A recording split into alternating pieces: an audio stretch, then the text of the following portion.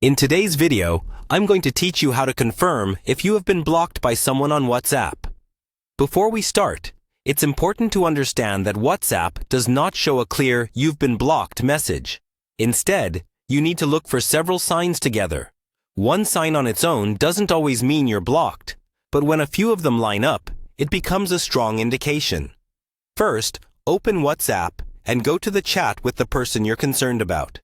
If you don't already have a chat with them, create a new one by tapping the new chat icon and selecting their contact.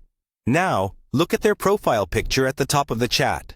If you previously saw a photo there and it suddenly disappeared, showing only a generic silhouette, that can be one sign. However, keep in mind they might simply have removed their profile photo or changed their privacy settings.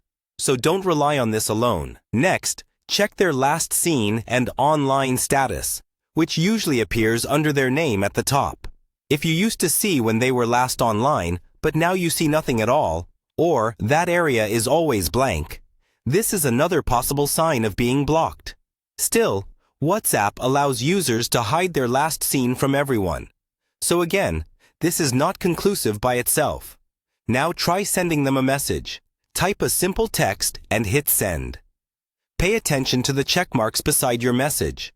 One gray check mark means the message has been sent from your phone, but not delivered to their phone. Two gray check marks mean it has been delivered. Two blue check marks mean it has been read, if they have read receipts turned on. If you consistently see only a single gray check mark for days, while your internet connection is fine, and other chats are working normally, this is a strong indication that you may have been blocked. You can also try calling them through WhatsApp. Tap the call icon in the chat and place a voice or video call. If every attempt fails to connect and it never starts ringing on their end, that adds to the evidence. Keep in mind they could be offline, have no signal, or have turned off WhatsApp calls. So test this over some time, not just once.